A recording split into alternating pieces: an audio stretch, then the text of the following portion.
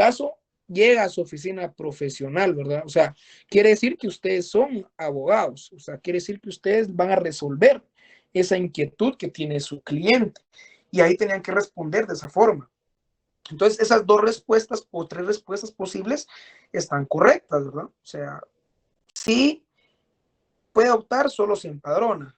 O no puede optar en este momento, pero se debe de empadronar. Al empadronarse sí puede optar al cargo de vicepresidente, por ejemplo. Entonces, con eso, esas tres respuestas son correctas. Ahora bien, hubo muchos que me di cuenta que tienen problemas con el guatemalteco origen, ¿verdad? Recordarán que los guatemaltecos de origen son, pueden ser las personas nacidas en otro país, pero de padres o un padre guatemalteco. En este caso, pues, dentro del caso, pues, básicamente se llenó ese requisito. O sea, esa era una trampa para ver si ustedes habían entendido ese otro requisito. O sea, la trampa era los tres requisitos, te lo voy a explicar el cuarto, el otro requisito.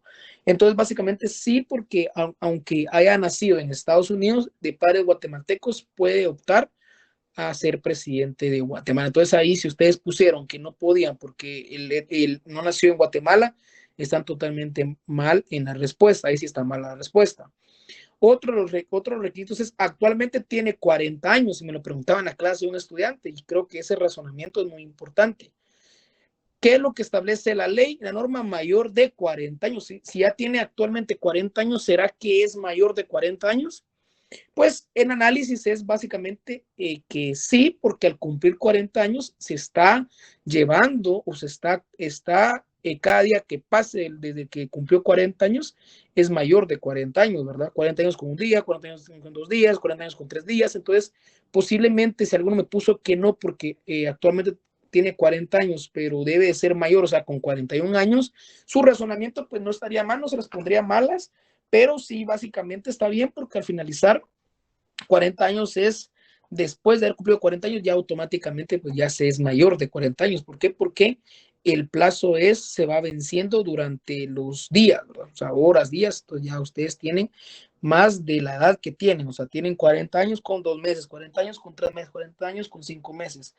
Pero si se dan cuenta, el análisis de ese caso es bien amplio, no solo es de responder sí o no, sino que había muchas respuestas porque al finalizar ustedes son abogados o son estudiantes de derecho que van a ser abogados. Entonces, básicamente, pues así es como yo hago mis exámenes. Creo que los que estuvieron conmigo el semestre pasado, pues básicamente ya más o menos entendían ese tipo de respuestas. Los que están los nuevos, pues básicamente ya se familiarizaron con cómo deben de responder y se dan cuenta que los casos, pues, no solo tienen una respuesta. Entonces, básicamente, pues eso sería con relación a la prueba corta. Eh, Decirles que deben responder de forma completa, deben de darse cuenta bien de la forma deben explicar, y en los casos pues deben de entender o deben encontrar cuál es el problema que surge en el caso y cómo es que se debe resolver. Entonces básicamente pues eso sería con relación a la prueba corta. Disculpen que me atrasé un poquito, ahorita vamos a empezar a entrar ya en materia con la siguiente clase. Vamos a retroalimentar brevemente lo que es el tema de los ministros de Estado, porque básicamente pues ya esto lo tocamos. O sea, de hecho, esto pues son las diapositivas que van a tener, que básicamente lo que di en clase.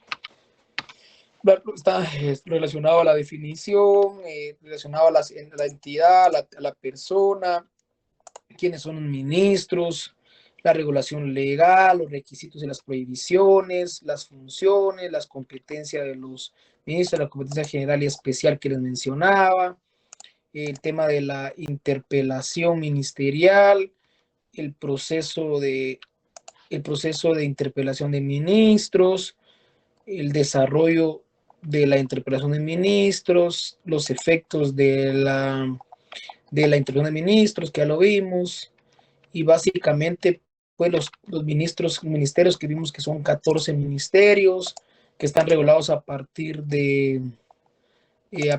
bueno, 19, a partir del 28 para adelante, pues están todas las funciones sustantivas.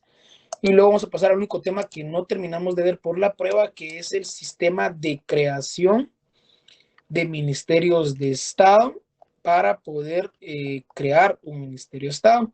Y aquí básicamente pues lo hemos recapitulado siempre, que para poder crear también un Ministerio de Estado tenemos que modificar la ley de órgano ejecutivo a través de un proceso legislativo, básicamente. Entonces, el sistema de creación de ministerios de Estado es a través de un proceso legislativo. Entonces, si les pregunto en el examen, ¿cómo se crea un ministerio? A través de una reforma o modificación a la ley de órgano ejecutivo por un proceso legislativo. O sea, aquí van a modificar la ley de órgano ejecutivo para poder crear un ministerio.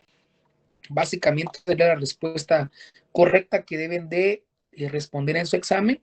Sistema de creación de ministerios de Estado. Para poder crear un ministerio de Estado hay que modificar la ley de órgano ejecutivo a través de un proceso legislativo donde se va a crear un ministerio de Estado. Entonces, básicamente es el sistema de creación. ¿Cómo se crea un ministerio de Estado? Reformando, porque modificando es reformar, ¿verdad? Reformando la ley del ejecutivo en el sentido de crear un nuevo ministerio. Y luego pasamos al siguiente tema. Ese es, como digo, el sistema de creación del ministerio. Es fácil, sencillo, no es tan complicado. Y ahora sí vamos a ver lo que es el sistema de nombramiento y sustitución de ministros de Estado. Acá va a ser muy importante que recordemos la clase anterior que les indicaba, pero pasemos primero a cómo es que se nombra a un ministro de Estado. Y para eso vamos a ir al artículo 183, inciso S, todos a la Constitución, inciso S.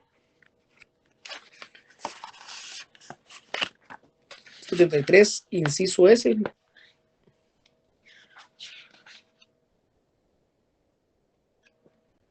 Ya estamos todos ahí.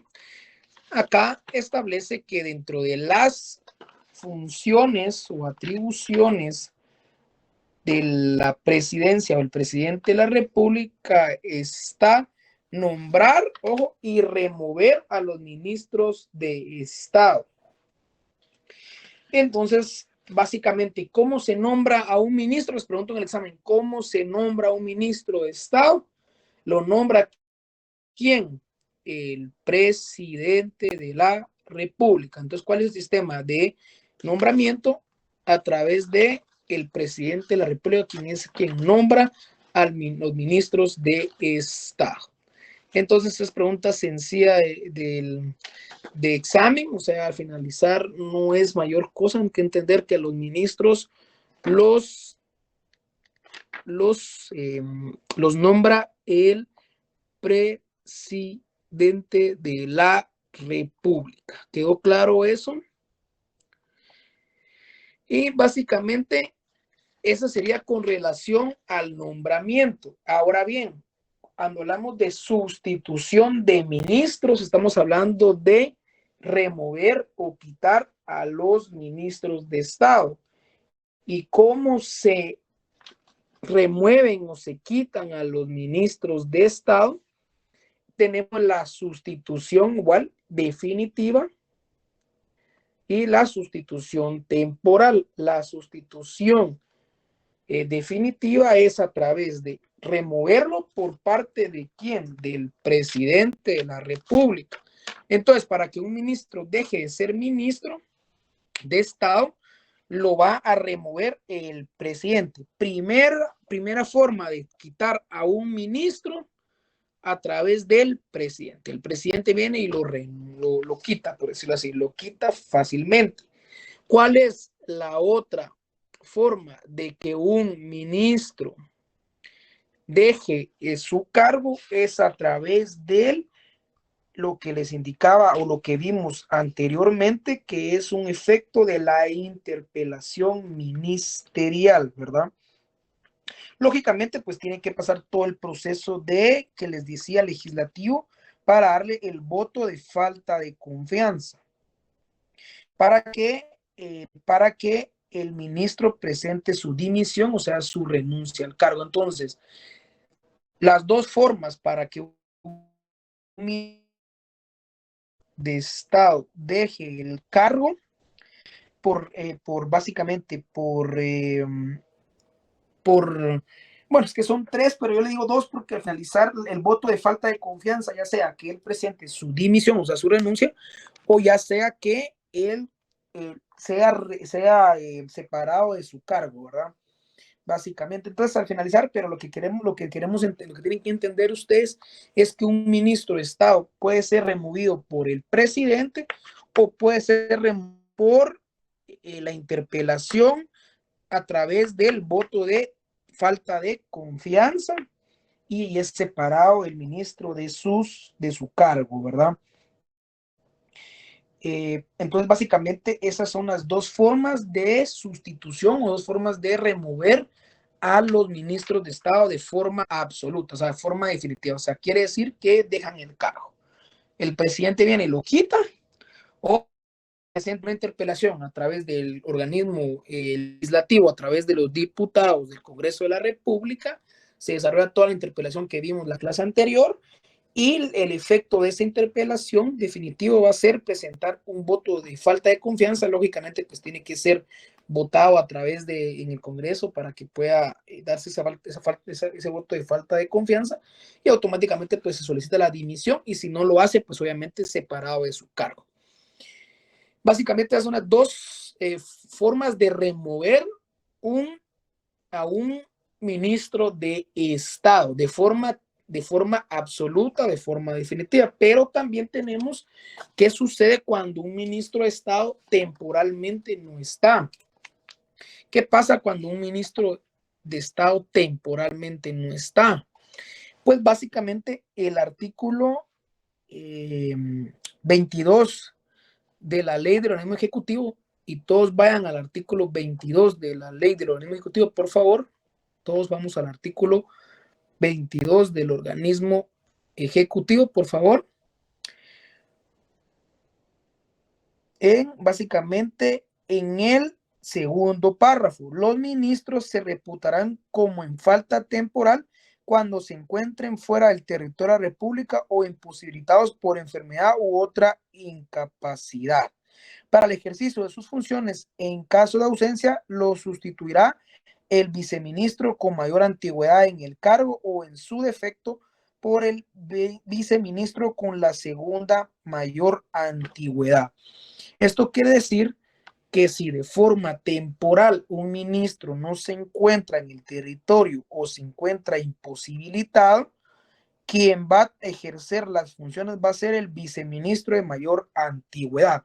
Y más adelante, si nos da tiempo hoy, vamos a ver lo que son los viceministros de Estado. Pero antes de pasar a los viceministros, vamos a ver el Consejo de Ministros. Entonces, para que quede claro qué son los viceministerios o qué son los viceministros, vamos a verlo en la clase siguiente. Va a ser rapidito porque los viceministros pues tienen básicamente pocas funciones, pero lo que quede claro es, entonces, si les pregunto en el examen, ¿qué sucede cuando un ministro, perdón, no se encuentra fuera del territorio de la República?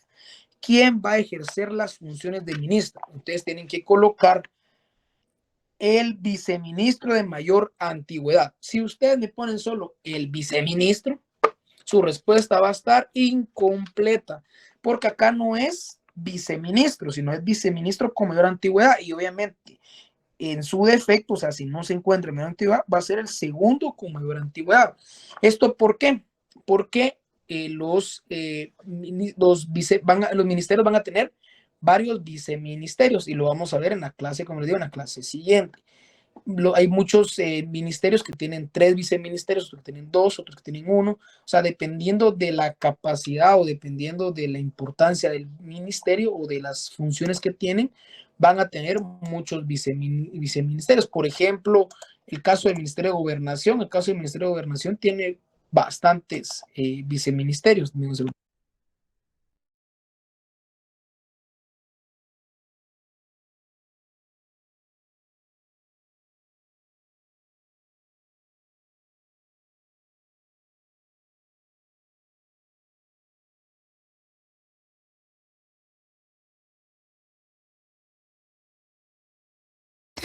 Bueno, mientras que le regresa el audio al licenciado, en este momento les voy a estar compartiendo la asistencia para que estén pilas y la puedan llenar.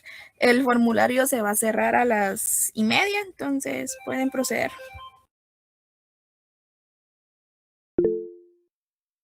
Perdón, ya regresé, pues sí. Estamos hablando de los viceministerios, ¿verdad? Sí, sí. Y como les indicaba, como hay varios viceministerios, o sea, ministerios que tienen varios viceministerios, por ejemplo, les mencionaba el Ministerio de Gobernación, si no estoy mal, tiene 5 viceministerios, o sea, tiene 5 viceministros. Entonces, imagínense, como gobernación es tan amplio, tiene 5 viceministros. Entonces, ¿qué viceministro va a tomar las funciones de ministro? ¿Cómo van a responder ustedes en el examen? El de mayor antigüedad. Fíjense que tengo otra diapositiva de eso, pero no la, soy sincero, no la encontré. Pero si la encuentro, se los voy a mandar. Pero a grandes rasgos, básicamente es eso, ¿verdad? Cuando hablamos del sistema de nombramiento, hablamos de quién nombra a los ministros. Presidente, fácil. ¿Quién sustituye definitivamente al ministro o cómo se da la remoción del ministro? Se da por el presidente tiene la capacidad de removerlo o a través de un voto de falta de confianza. Con eso que me respondan en el examen ya quedó sencillo. Y de forma temporal, ¿quién lo va a sustituir? El viceministerio o el viceministro, perdón, más de mayor antigüedad o de más antigüedad. O sea, ahí me es indiferente si ponen mayor o más antigüedad o el más antiguo o el más viejo. O sea, con que ustedes entiendan o comprendan que es el viceministro más antiguo, con eso pues básicamente yo estoy por bien pagado de que ustedes comprendieron qué pasa cuando un ministro de forma temporal no se encuentra en funciones o no puede ejercer las funciones de ministro. Y con eso, pues, como les digo, terminamos básicamente lo que son los ministros. Lógicamente me faltan los viceministerios, pero eso lo vamos a ver, como les digo, en la clase siguiente. Ahorita vamos a entrar al Consejo de Ministros porque ya ahorita podemos ver el Consejo de Ministros porque ya estudiamos al presidente, al vicepresidente y ya vimos a los ministros de Estado, básicamente. Entonces, solo denme un segundo que cargue la diapositiva que aquí está.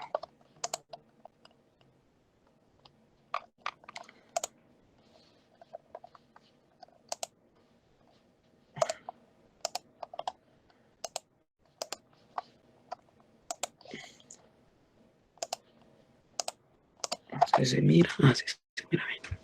Muy bien, entonces vamos a ahora entrar a lo que es el Consejo de Ministros. Y básicamente, pues ustedes ya lo hemos ido viendo, casi que lo hemos ido mencionando durante las clases anteriores. Y vamos a entender entonces primero qué es el Consejo de Ministros. Lógicamente, pues no hay una definición exacta en lo que es en la ley, no hay una definición de Consejo de Ministros, básicamente. Entonces, lo que vamos a hacer es, obviamente, pues,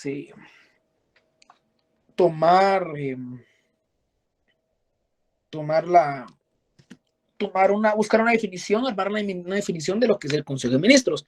Y básicamente, pues nos vamos a ir integrando lo que hemos visto durante el semestre pasado y este semestre.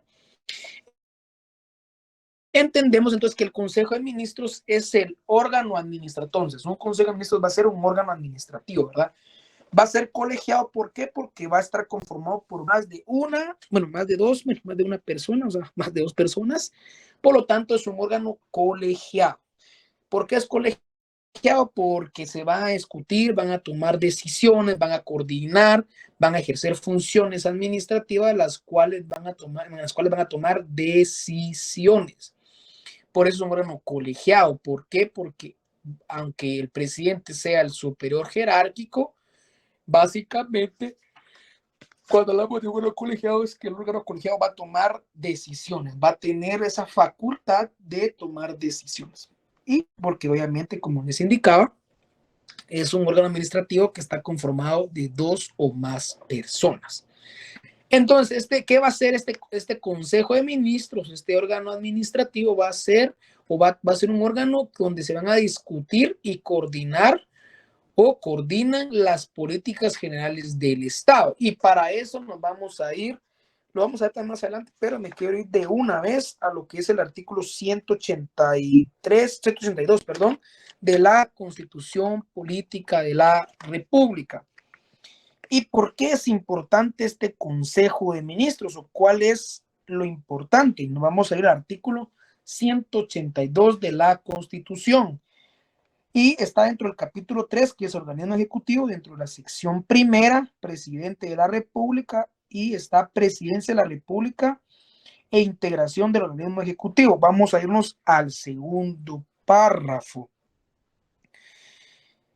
Y acá establece, el presidente de la República actuará siempre con los ministros en consejo o separadamente con uno más de ellos.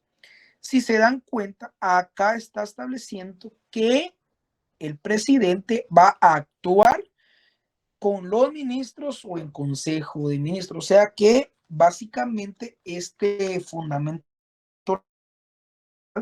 este artículo 182 nos menciona, nos está que básicamente las funciones administrativas o funciones políticas las puede desarrollar en consejo de ministros. O sea, quiere decir que va a actuar siempre con los ministros. Pero eso solo es como una pequeña introducción a lo que es este órgano tan importante. ¿Por qué es tan importante? Ahorita lo vamos a ir entendiendo. Y pasamos a la integración. Esta es una pregunta de examen, aunque creo que pues es algo tan fácil y tan sencillo, ¿verdad? Y para ello nos vamos a ir al artículo 195 de la Constitución de la Política de la República de Guatemala. Pero básicamente, ustedes cuando les pregunten, porque eso fue pregunta de examen del año pasado, ¿cómo se integra el Consejo de Ministros? ¿Cómo está integrado? Si dijimos que es un órgano colegiado, o sea, que es de 2 o más personas, ¿cómo es que está integrado? Pues básicamente está integrado por el presidente, el vicepresidente de la República y los ministros de Estado reunidos en sesión. ¿Y cuál es el fundamento legal? El artículo 195, Consejo de Ministros y su responsabilidad. El presidente, el vicepresidente de la República y los ministros de Estado reunidos en sesión constituyen el Consejo de Ministros. Entonces, ¿cuál es el fundamento legal de la integración del Consejo de Ministros? Ojo, de la integración del Consejo de Ministros es el artículo 195 de la Constitución Política de la República de Guatemala. Miren, yo no creo que vaya a preguntar fundamento legal. Creo que no me recuerdo bien cómo examiné el año pasado, pero siempre es bueno que vayan anotando y siempre es bueno que puedan también tener en cuenta el fundamento legal por si en dado caso se los llego a preguntar en el examen. Al finalizar, como les digo, no son artículos tan difíciles de aprender, entonces pues, básicamente pues podrían aprender para el examen, pero anoten ahí, ¿verdad?, cómo está integrado el Consejo de Ministros. Entonces ya dijimos que el Consejo de Ministros está conformado por presidente, vicepresidente de la República y los ministros de Estado. Fíjense que aquí hay un análisis bien interesante. Según el libro, no sé, los que tienen el libro pueden leer en el apartado del Consejo de Ministros que según el doctor Calderón, para él el Consejo de Ministros es estrictamente conformado por estas figuras. ¿Y qué sucede cuando el presidente no está? ¿Será que puede conformarse el Consejo de Ministros? ¿Será que se pueden tomar decisiones cuando el presidente de forma temporal no se encuentra? pues el análisis del doctor Calderón es que no puede, porque el Consejo está conformado por el presidente, vicepresidente y ministro de Estado. Y si bien es cierto, de forma temporal existe el sistema de sustitución del presidente a través del vicepresidente, o sea, quiere decir que el presidente no está en Guatemala, pero hay una emergencia para nombrar o para tomar decisión en Consejo de Ministros, el vicepresidente viene y asume la presidencia, va a quedar básicamente el vicepresidente sin estar, porque no existe una sustitución temporal del vicepresidente, solo existe una sustitución absoluta del vicepresidente, que es cuando obviamente pues toma la presidencia. O sea, sí existe la temporalidad del vicepresidente siendo presidente, obviamente, porque es temporal cuando está fuera del país, pero no existe, la ley no existe y puede ser incluso al punto de tesis, no sé eso. ¿Por qué? Porque no existe una sustitución temporal del vicepresidente, temporal, solo total, o sea, solo absoluta del vicepresidente. O sea, cuando el presidente absolutamente se queda fuera, se muere el presidente, el que lo va a sustituir es el vicepresidente. Pero ahí el vicepresidente se vuelve teóricamente o totalmente el presidente de la República, o sea, se vuelve presidente absolutamente, o sea, termina el periodo. Ahí sí existe la norma que cuando el vicepresidente pasa a ser presidente de forma absoluta, se puede realizar el proceso de sustitución del vicepresidente, pero de forma temporal no existe como que un ministro, por ejemplo, el más antiguo, tome la calidad de vicepresidente. No sé si me van captando. Espero me lleven ahorita la línea. O sea, que ya vimos que cuando el presidente de forma temporal no está, el vicepresidente asume de forma temporal, pero no hay alguien que asuma la vicepresidencia de forma temporal. Entonces el doctor Calderón establece que si eso llega a suceder, no se puede llevar a cabo un consejo de ministros, ya que la norma establece que debe estar el presidente, vicepresidente y los ministros. O sea que no puede darse el consejo de ministros, o no se puede desarrollar el consejo de ministros. ¿Por qué? Porque temporalmente no existe una sustitución del vicepresidente, conforme sí lo hay para el presidente y conforme sí lo hay para los ministros. ¿Qué sucede en el caso siguiente? Y se lo voy a poner en el examen. Pongan el ejemplo. El ministro de Salud se encuentra fuera de República y el presidente convoca Consejo de Ministros. ¿Quiénes integran el Consejo de Ministros en este momento? Ustedes van a responder, está formado por el presidente, vicepresidente, los ministros y el viceministro Talva, el más antiguo del Ministerio de Salud. Con eso ya su respuesta va a estar correcta. ¿Por qué? Porque ya dijimos que de forma temporal sí existe una sustitución para el ministro de Estado. Pero ¿qué pasa si yo pongo el ejemplo siguiente? El presidente de la República está fuera del país. El vicepresidente toma la presidencia temporalmente. Y el vicepresidente convoca Consejo de Ministros. ¿Se puede desarrollar, sí o no? Ustedes van a responder que no se puede desarrollar porque no existe una sustitución de vicepresidente temporalmente. O sea, no un ministro no sustituye al vicepresidente, por ejemplo. O sea, que en conclusión, para no hacerlos bolas, no sé si me están comprendiendo, en conclusión no existe un sistema temporal de sustitución para el vicepresidente de la República. Por lo tanto, tiene como efecto inmediato que si en dado caso el presidente no se encuentra en la República, no se puede llevar a cabo desarrollar el Consejo de Ministros. Ese sería básicamente el análisis que hace el doctor Calderón, en lo cual pues a mí también me parece muy lógico y es algo que pues, la norma no contempla. Que vaya a suceder, pues yo creo que es algo difícil, porque pues obviamente solo esperan que el presidente regrese a Guatemala y lógicamente pues ya se desarrolla el Consejo de Ministros, pero obviamente ahí hay un claro ejemplo de donde hay una norma que no puede ser positiva, por decirlo así. ¿Por qué? Porque no puede llevarse a cabo. Entonces, básicamente, pues eso sería el tema de la integración del Consejo de Ministros y pasamos a la regulación constitucional y la ley del orden ejecutivo. ¿Dónde está el fundamento del Consejo de Ministros, y ya básicamente me había adelantado y dijimos o leímos que está en el artículo 195 de la Constitución, pero también fundamento está en el artículo 16 y podemos ahí darle lectura y podemos ver.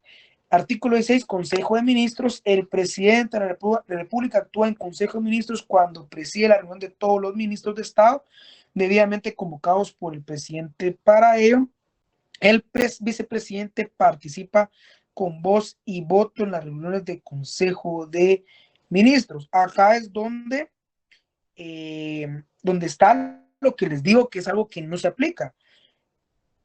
Y lo convoca y preside en ausencia del presidente. Pero ¿qué pasa si el consejo está conformado por los todos? ¿Qué pasa si el presidente no está? No se podría llevar a cabo no se podría llevar a cabo el Consejo de Ministros, según el análisis del doctor Calderón. Y también mi análisis es de que si falta el vicepresidente porque toma las funciones de presidente, no se puede llevar a cabo. Ahora escuchen, acá sí hay una sustitución temporal del ministro. En ausencia del titular de un ministerio, comparecerá al consejo un viceministro. Aquí sí está contemplada la norma, la forma de sustitución temporal de un ministro. Y por eso de que lean este artículo, apréndanse esto que les estoy dando, porque en el examen puedo ponerles un caso donde les pongo qué sucede si el ministro de Salud se encuentra fuera de la República y es convocado al Consejo de Ministros, quien participa en dicho consejo. Entonces tienen que venir y colocar el presidente, el vicepresidente, los ministros y el viceministro más antiguo de el Ministerio de Salud. Por ejemplo, en este caso les pongo el Ministerio de Salud. ¿Y por qué utilizamos? Porque aquí establece el consejo un viceministro, pero ya vimos que el que lo va a sustituir va a ser el viceministro. Entonces, básicamente es una integración de normas.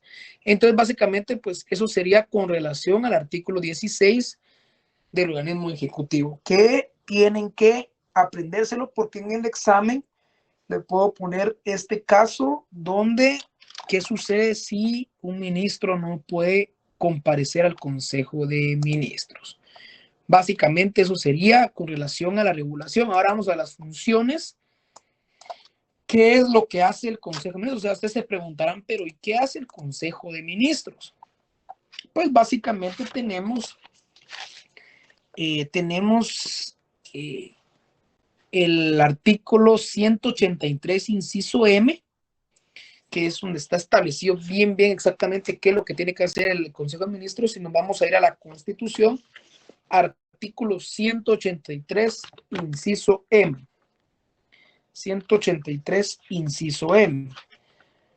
Acá establece lo siguiente: coordinar en Consejo de Ministros la política de desarrollo de la nación. Entonces, básicamente una función que está explícitamente en la norma o legalmente establecido que lo debe hacer el presidente en Consejo de Ministros es coordinar la política de desarrollo de la nación.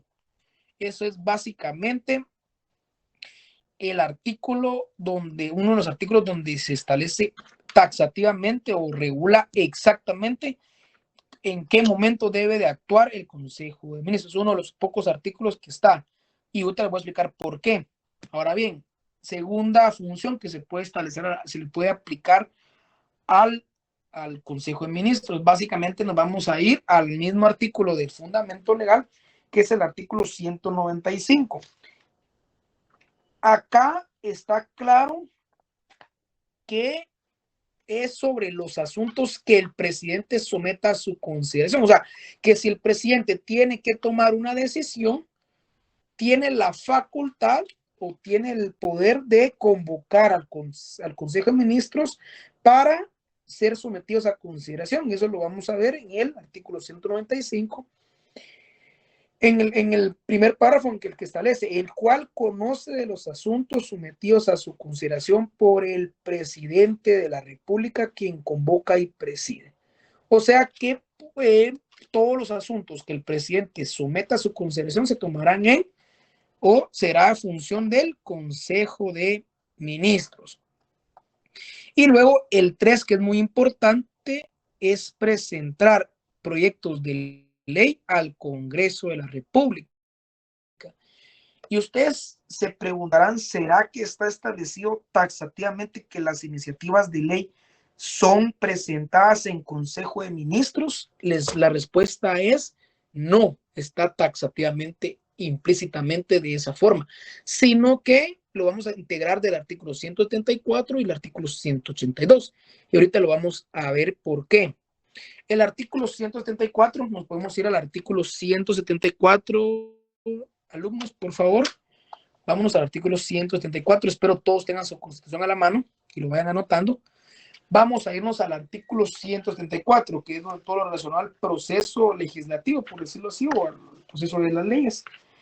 Y establece, artículo 174, iniciativa de ley. Para la formación de las leyes tienen iniciativa los diputados al Congreso, el organismo ejecutivo, ojo, organismo ejecutivo, ahí no menciona ni presidente, ni menciona el presidente en Consejo de Ministros, pero ojo, vamos a irnos al artículo 182, que está adelantito. Y en el segundo párrafo que ya leímos, el presidente actuará siempre con los ministros en consejo separado. Entonces, básicamente, al integrar estas normas, se establece que los proyectos de las iniciativas de ley, si bien es cierto, hay una laguna o hay algo que no establece la obligatoriedad de que sea presentada las iniciativas de ley en Consejo de Ministros, pero básicamente si integramos la norma, las iniciativas de ley deberían de ser presentadas en Consejo de Ministros, ya que establece el organismo ejecutivo y establece el artículo 182 que el presidente siempre actuará en Consejo de Ministros. Y fíjense que este era el artículo que citaban cuando sacaron a Iván de la CICIG. No sé si recordarán ustedes que miren, pues yo se los digo otra vez y se los recalco, si ustedes se quieren dedicar a esta profesión, es importante que lean noticias, estén bien pendientes de estos temas relacionados a las noticias, porque ahí hay muchos ejemplos de los casos que van a ver durante su carrera.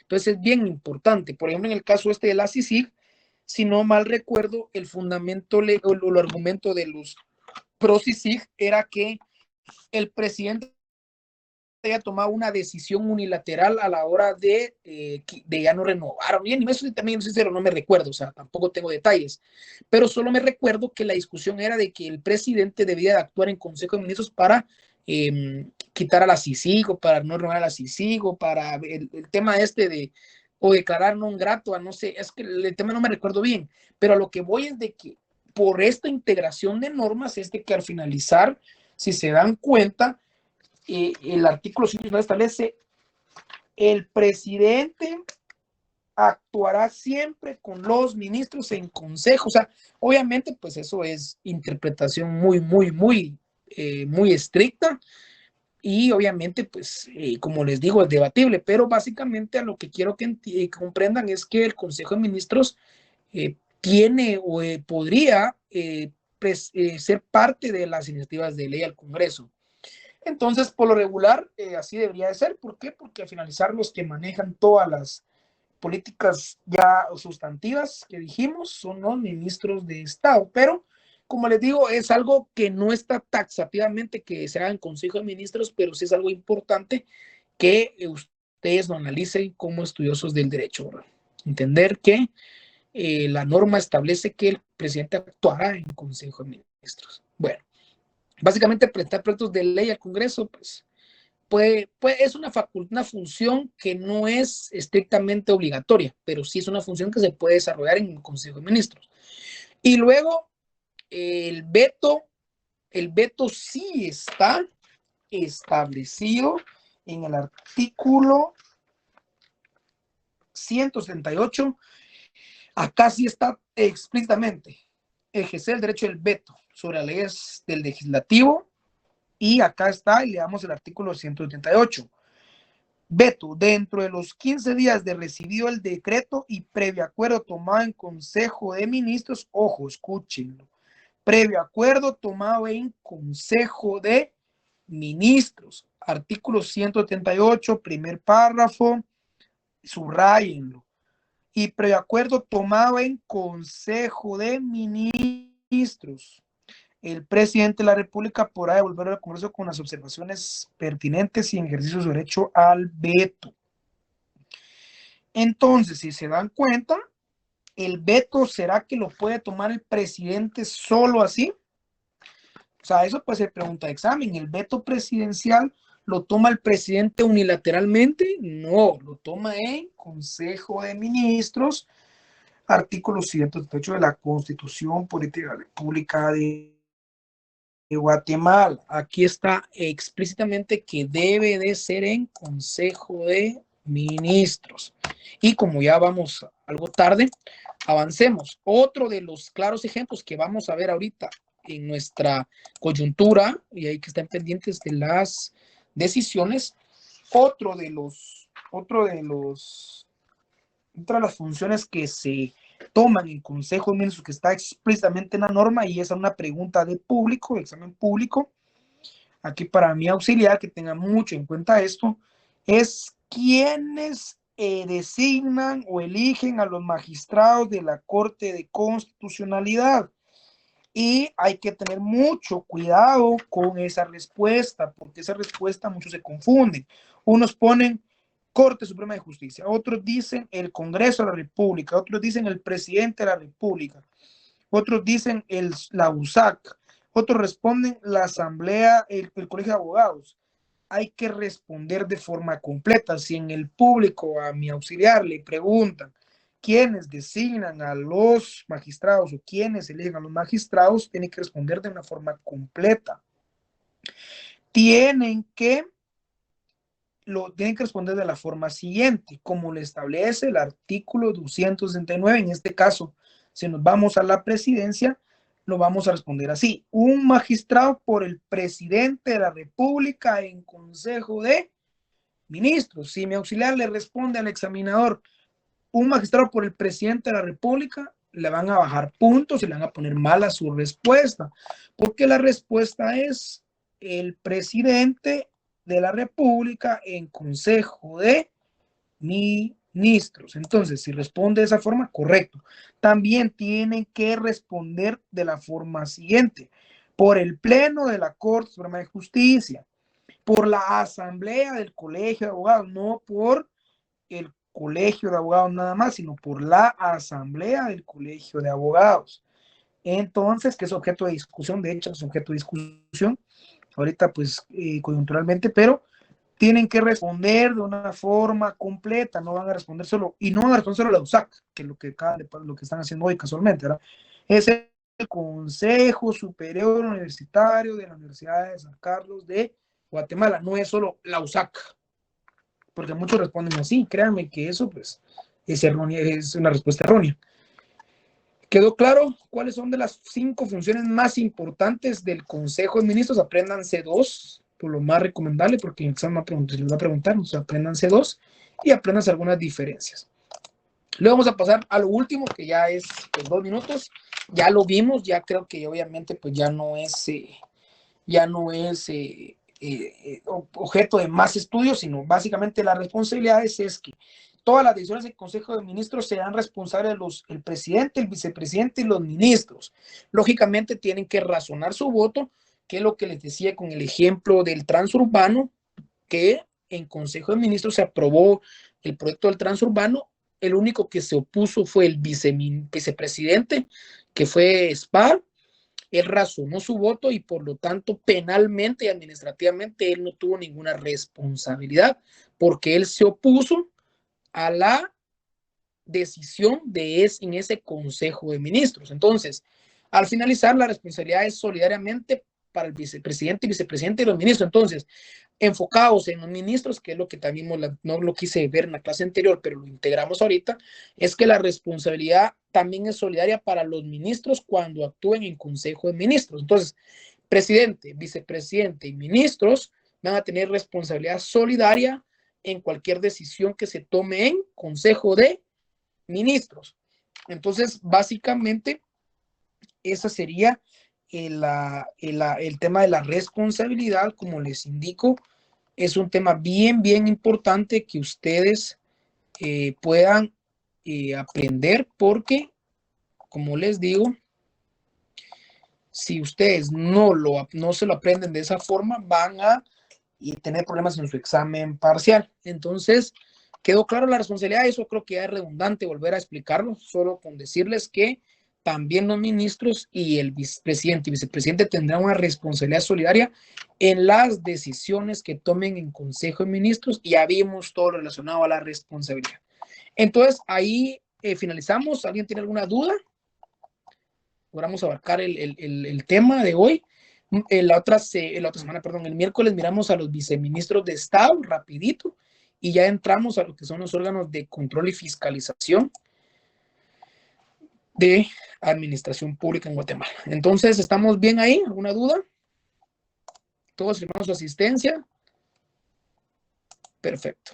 Muy bien. Entonces, cualquier duda que tengan, pues pueden también hacerla saber, y ahí estamos a sus órdenes. Entonces, feliz tarde, estimados estudiantes. Nos miramos el día miércoles con la siguiente clase.